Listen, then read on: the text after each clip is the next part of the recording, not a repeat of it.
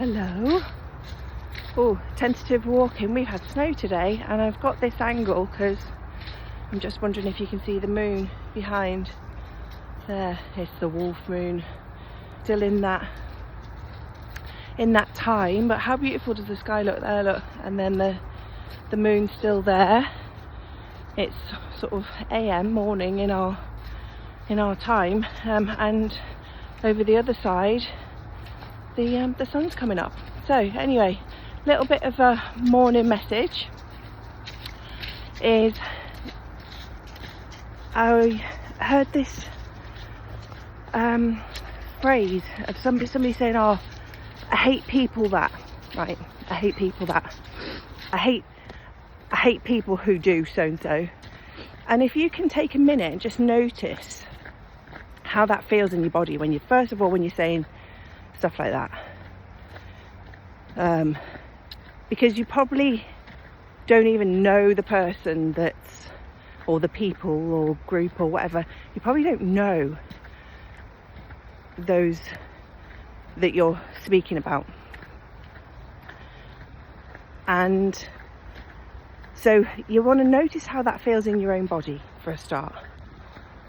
Quite often we'll blurt things and say things, and it might be because we're feeling irritated about something, or that's making us feel a certain type of way.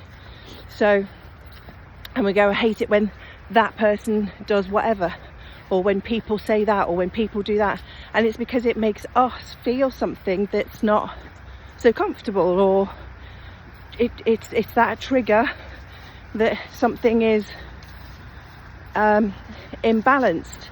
But we can't do anything about what's happening out there, but we can do something about noticing our own language, noticing why that might be irritating, because actually it's like, oh, it makes me feel, if you can reframe it, makes me feel really uncomfortable when people say so and so, so and so, or when people do so and so, so and so. It makes me feel uncomfortable, and then you can just have a little bit of self-reflection about that. And I was just going to say that sometimes it can be the most difficult thing to catch yourself in the moment, but if you can make that a practice of just these small things, and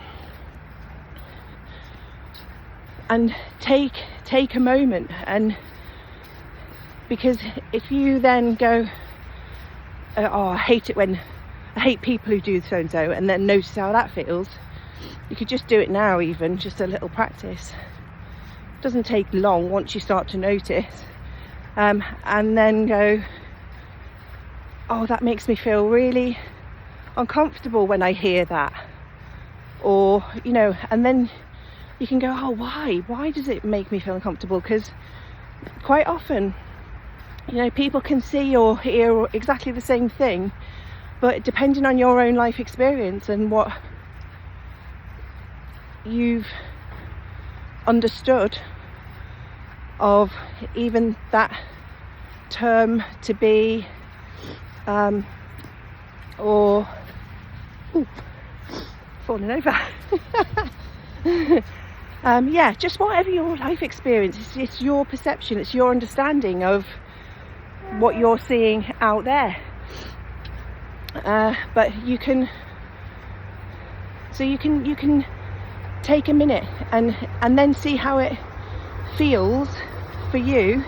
Notice what the trigger is, notice what that reaction is and why. And this, I'm taking a few minutes to get to the point here, but you can do this within seconds once you start to notice those little things that are irritating or feel uncomfortable, or and that's essentially what triggers are, and it's usually caused from a situation or circumstance outside of us that then gives us the opportunity to understand if we've reacted rather than just let it move and accepting the situation or circumstance as it is. So there is an opportunity there. There always is an opportunity. And so then notice how it feels to say, that feels uncomfortable for me, that, you know, that feels so and so, rather than I hate people. Do you even know that person? Or are you just having a moment? Because if you think about it, this is part of being kind to ourselves. This is part of releasing what no longer serves us. Because when you speak like that, you're not even, for the most part, not actually speaking it or expressing it in the moment to the person about that something's irritated you, or that you're feeling a certain way about something. So you hold on to that. So if you think about, even say the sentence, you know, oh, I hate people, and see how that feels in your body, and then go and then say whatever it was that the behaviour was, oh, that it made me feel really uncomfortable when, because the people that you're saying it about, or the behaviour that you're saying it about from another, is they don't know, and they probably don't care. So the only one that you're harming is you, by holding on to this stuff, by expressing in that way. Is, you know, that hasn't really gone anywhere. You haven't understood yourself any better. You're just holding on to that hate, and that's what causes dis-ease.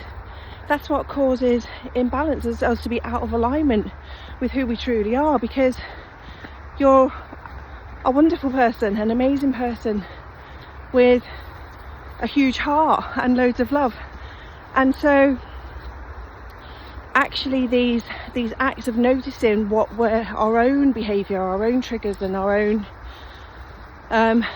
irritations are helping us become the best versions of us, and not being so bothered about what's happening outside, because we create that anyway by being us as we are in our life, you know.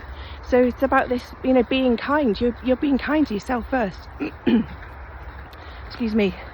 And I just saw 222. There's a guy actually on who does a pastiche on TikTok with readings. He's just come to my mind, and he goes 323 on the timestamp. It's very funny.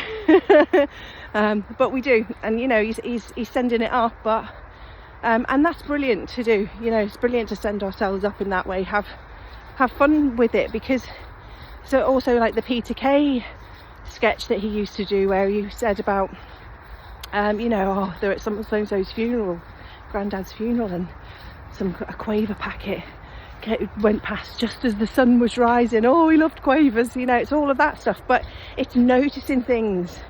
You know, we've been so programmed to blame everyone else, and to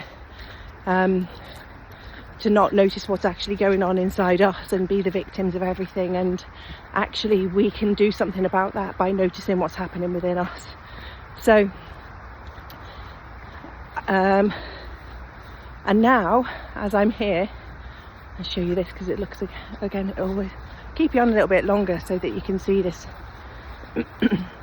So you can notice the beautiful. So this, now I'm the other side of the river, and the sun's starting to come up over there, and the moon is, hang on, is still in the sky. They're going to be meeting each other in a bit. So moon, sun's there, and it's even more, it's even further up now. And the moon, let's see if I can get it this time, is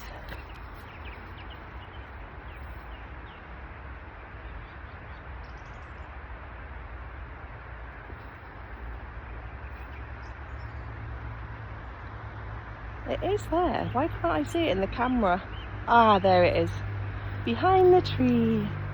Can you see? There we go. Sun and moon.